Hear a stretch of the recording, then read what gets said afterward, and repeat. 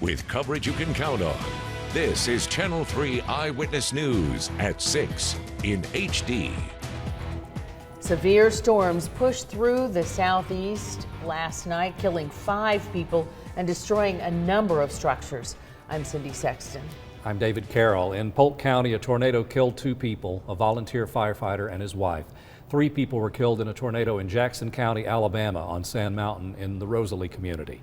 Tornadoes also hit in Tullahoma and in McMinn County, Tennessee. We have team coverage of the storms in the area tonight. We have reporters stationed in McMinn, Polk, Marion, and Squatch counties. And Chief Meteorologist Paul Barris kicks it off with a look at what we can expect next. Paul? Well, I want to review the showers and the thunderstorms that moved by because the rain was so extraordinary. We're going to have the reports on the tornadoes that touched down, all the severe weather across the Tennessee Valley. But let's check out, on the radar here, through our radar estimates, how much rain has fallen. And you can see that area in red. It's a swath from Scottsboro to Chattanooga up to Dunlap to Cleveland. The area in purple is where the heaviest rain was, from about Athens to Cleveland. And a good 6.5 inches of rain is possible throughout that purple area, right along between I-75 and US 27. That's where the heaviest rain was. You can see how it was very intense over Alabama, then started spreading out sort of like a fan as it moved up towards Dayton and Athens. And right in that mess, that's where some of the tornadoes touched down too. Now, south of Dalton, especially south of Tunnel Hill, the rain wasn't as heavy, with only about an inch and a half out near Dalton, and less than that out all the way to Calhoun and out near Chattooga County and into the Blue Ridge Mountains also. They didn't get that much. I'll tell you what to expect over the next few days in just a bit. Thank you, Paul. In addition to the fatalities we reported in Alabama, 3 children and 3 adults were injured in a daycare facility in DeKalb County, Alabama. The operators of the daycare live in a nearby mobile home park and fled their home to take shelter in the daycare. Channel 3 Eyewitness News reporter Michelle Herron continues our team coverage with a look at the damage in Alabama. The nonstop rain here in Jackson County, Alabama has made it hard for crews to start cleaning up after last night's storms. I spoke with one woman who was stuck inside of her home for hours when the storms blocked both of her entrances. It's been raining since it happened last night, so you can't really do anything. Through one of her front window screens, Mary Benson describes what it was like as an EF-2 tornado hit her Rosalie home. It was more of a roar sound, and I got up to check my cell phone, and about that time I hollered, and then hollered for my child to get to the basement. Her quick thinking likely saved her and her family's lives. Winds reaching 135 miles per hour forced parts of her roof to come crashing down on top of her cars and snap the trees that surround her home in half, blocking her and her family from getting out. Crews were able to get in and out through a bedroom door. I don't know, it can all be replaced because we're all fine. But, I believe in the Lord. Constant rain and damage that stretched 1.5 miles long made it hard for crews to clean up. Gary Gibbons and his team helped out by going door to door, offering tarps to anyone who needed it. A lot of people need help right now. First thing I did is went to Walmart and bought all the tarps they had. If your stuff's getting wet, I want to help you cover it up, It's obviously going to take a while for crews to clean up after these storms. They just ask that you be patient. Now, as soon as we get any more updates, we'll be sure to pass them along to you. Reporting from Jackson County, Alabama, I'm Michelle Herron, Channel 3 Eyewitness News. We are covering storm damage in all parts of the Channel 3 viewing area tonight. At least 8 counties in Tennessee experienced a severe weather outbreak overnight. Take a look at this map. It shows the hardest hit areas in and around the Channel 3 viewing area. And as you see, it hit a lot of areas. The Tennessee Emergency Management Agency, TEMA, says Bradley and Squatch counties have structural damage and some downed power lines. Thankfully, no serious injuries and no fatalities. 3 people were injured in Marion County with reports of multiple collapsed structures, downed trees, and power lines. Up to 30 people are injured in McMinn County and several structures are damaged. In Polk County, a U.S. post office was knocked down completely by an EF-3 tornado. Channel 3 Storm Alert meteorologist Nick Austin joins us live from there with the damage reports. Nick? Well, Cindy, most of the damage here in Polk County is here right in the town of Ocoee. And it happened actually over a fairly small area. Now, what used to be the post office here is right behind me. Some other buildings and homes also destroyed. Power lines also still down along some streets as well. And also a lot of trees just splintered and twisted. Unfortunately, we see images like this across the Tennessee Valley in recent years. Crews continue clearing down power lines, trying to restore electricity to almost 3,000 people in this area. The National Weather Service, as we mentioned, says that based on the damage, this has been determined to be an EF-3 tornado.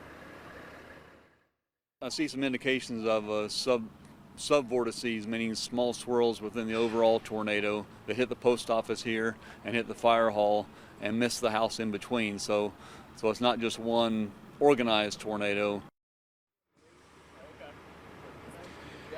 Now, it's estimated that the winds were 140 miles per hour with this EF-3 tornado. They still have to determine the width and the length of the tornado's path. So for now, the report from the Weather Service is preliminary, and we'll have more details as it becomes fully confirmed a little bit later on. Live in Polk County, Nick Austin, Channel 3 Eyewitness News. Thank you, Nick. The Hamilton County Sheriff's Office sent a search and rescue team to McMinn County this morning. There were several people trapped inside their homes after an EF-2 tornado hit McMinn last night. And Channel 3 Eyewitness News reporter Kate Smith is at one of the hardest hit areas and has more for us. Kate? David, the EF-2 tornado destroyed homes and area businesses like this once Save-A-Lot food market. Neighbors are heartbroken as they now look to rebuild. Crews worked quickly to remove downed trees and power lines after a tornado swept through the city of Athens. Neighbors drove by to get their first glimpse of the storm damage. I'm out to look to see how much damage was done because it's our hometown. We've been here. And we've shopped at the store, I don't know. I know the owner. The Save-A-Lot food market is destroyed, along with other area businesses. The laundry depot was open when the storm hit. Now a closed sign hangs on the front door. Still got water coming through the roof, and then without power, we're not going to really know the extent of damage until we get some type of power back on and we can stop the leaking. A shelter at the local Methodist church was put in place to assist those affected by the storms. Full day and a stressful overnight period, so really kind of giving people the opportunity to relax and get some of those immediate needs addressed. Destruction is a theme here in Athens. Businesses, homes, and even the cemetery damaged by the tornado. A heartbreaking sight for neighbors. Can't believe it's that bad. They said Dayton got it worse than this. A lot worse. Piece by piece, the community now works to clean up the debris in hopes of rebuilding after a difficult year. It's been a rough 6 or 8 months. We needed the rain, but we didn't need it. We didn't need it like this, did we?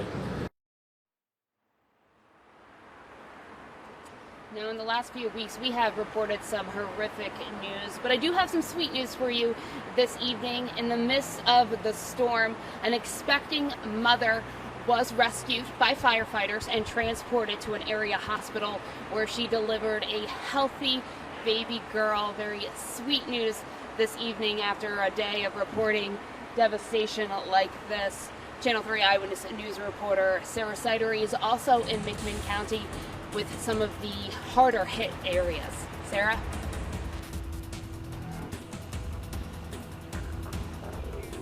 Kate, we're told that the Deerfield Estate subdivision was one of the worst hit areas that's located off of Highway 307, about 2 miles from where we are now and a mile down the road from the Mayfield Corn Maze and Pumpkin Patch.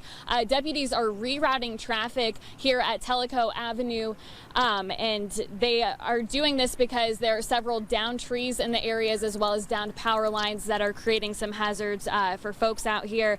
We're told many of the homes in that neighborhood are devastated. They're only letting emergency vehicles and electrical crews and residents who live in Deerfield Estates past this point. They say that they're closing the roads again because of hazards with the power lines and the downed trees. We've seen electrical crews coming in and out of the the roadblock out here. But they also say that they're closing the road right here to keep any potential looters out of the neighborhoods to make sure that people's belongings, or at least what's left of them, remain safe. For now, reporting live in McMinn County, Sarah Sidery, Channel 3 Eyewitness News. Thank you, Sarah and Kate. Now, one person is in the intensive care unit in the Squatch County area because of the storms. High winds and rain damaged several structures, and it was particularly bad on East Valley Road, including a home where a family of 4 was staying.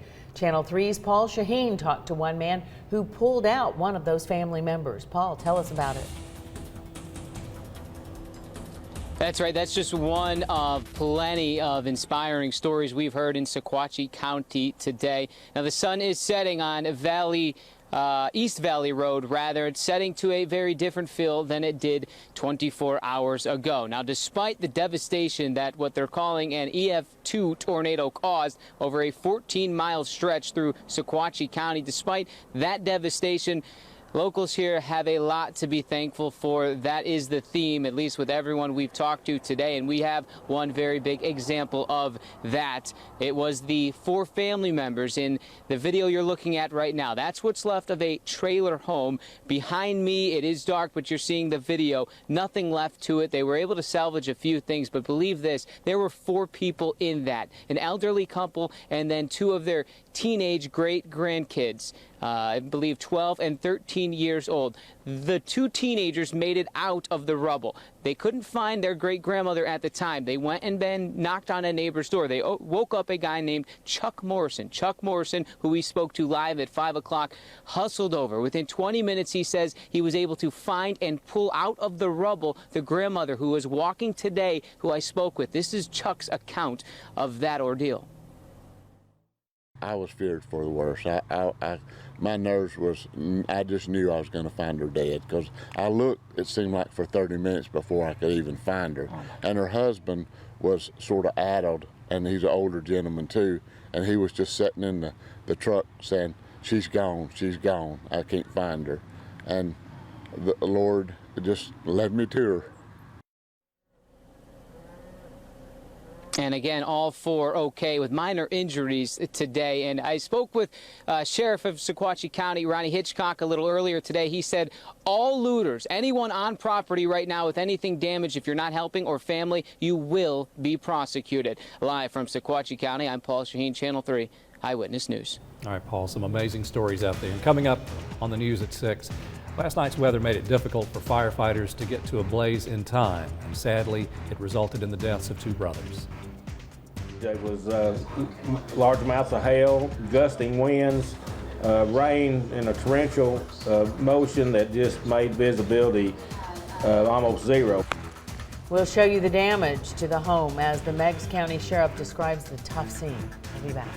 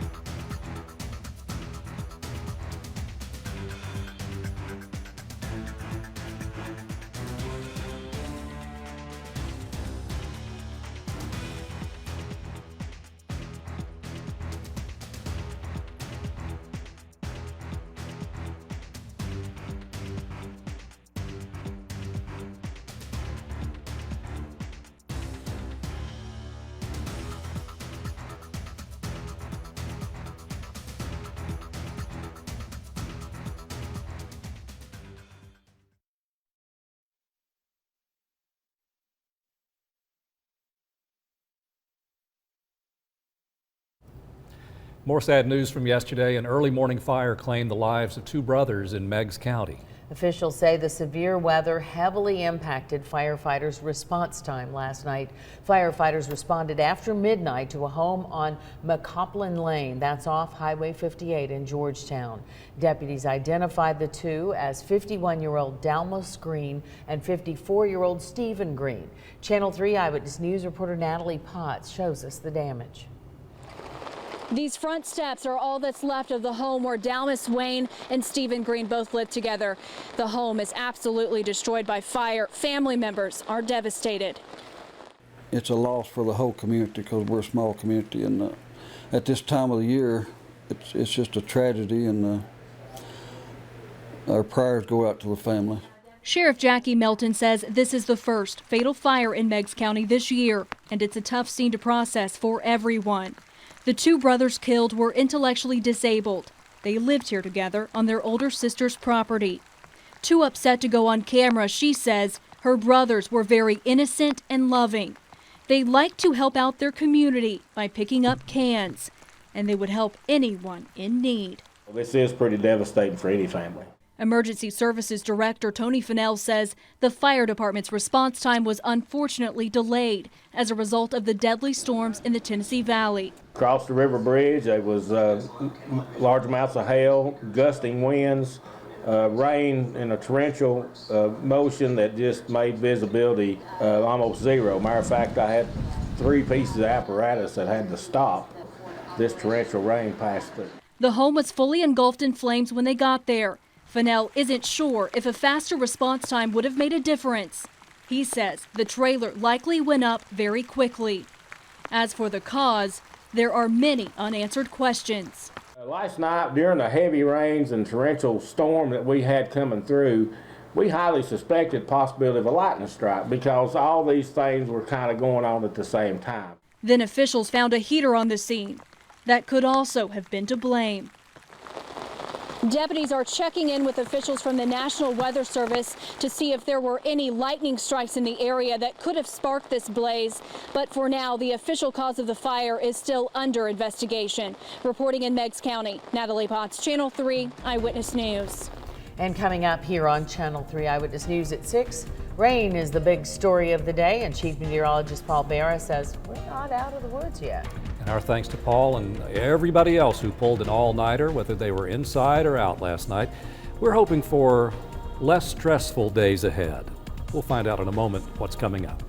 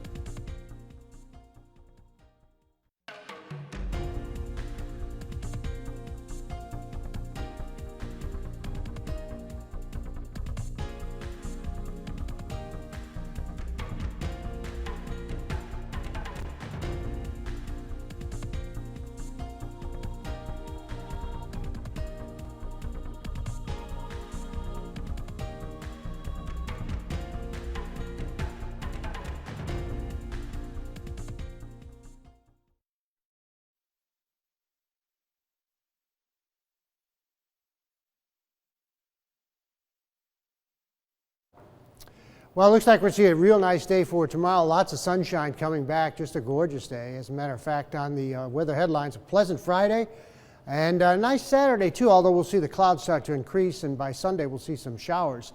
Now, on the Viper, all the rain showers are well to the east of us. A few sprinkles out over Cherokee County have left.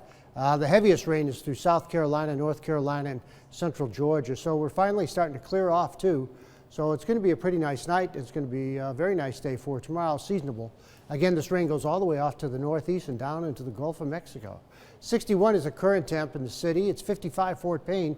Winds out of the west-southwest at 9, and 62 in Dalton, Cleveland, and Athens, and all the way out to Murphy. It's about 58 degrees. 72, 62 the high and the low. Over 4 inches of rain at the airport for it today. That smashes the old record.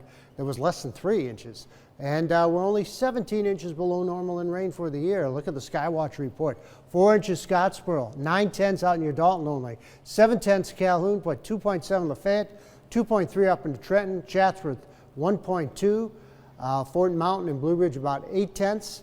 So a little less out over the Blue Ridge. 5.2 though in Riceville, Cleveland 4, Ottawa 3.3, Eastridge 4.1, Ringgold 2.5, and almost 4.5 up near Soddy Daisy. About a 4 1/3 out near Dayton, almost 5 10 Mile. About 4.5 up near Athens, and 2.2 in Turtletown. 2.5 Cagle Mountain, but you had over 4 inches of rain if you had yesterday's on top of that, and 4.3 in Colmont. So lots of rain. Wonderful. On the Vipercast, all the showers are off to the east into the Atlantic Ocean. We get a northerly breeze that dies down for tomorrow night with clear skies. Calm temperature, calm winds, and just looking very, very nice. And coming up into Friday, looks like a very nice afternoon once again with light winds. You can see the clouds start to increase coming up into Saturday, and they'll really start to thicken up as nighttime progresses. All the rain, though, is going to stay south of us through Sunday morning, but later on Sunday, it'll start moving our way. The pinpoint forecast says Colmont tomorrow, 51. A cool day up on the plateau, but with the sunshine, it's going to feel nice. And Birchwood, you'll hit about 55 with full sunshine. Tonight, though, clearing and 41. For tomorrow, 56 and sunny with a northwesterly wind. And then tomorrow night, 34 with clear skies. Some scattered frost away from the city. And again, northwesterly winds at about 5 to 10. Now, the Channel 3 Storm Alert 7-day forecast, mid to upper 50s coming up on Thursday and Friday with lots of sunshine. And again, some frost coming up Friday morning with 34. Saturday morning, some frost. Clouds will be increasing with 52. On Sunday, we'll see those showers develop, especially late in the day and through Sunday night and Monday, and then into Tuesday, a chance for showers, and Wednesday, just warming up and pretty much dry by then. But we could see Sunday, Monday, and Tuesday, maybe 1 to 3 inches of rain. And still a lot of debris to clean up, so we have a handful of school closings for you when we come back. We'll tell you about that and take one last look at the weather.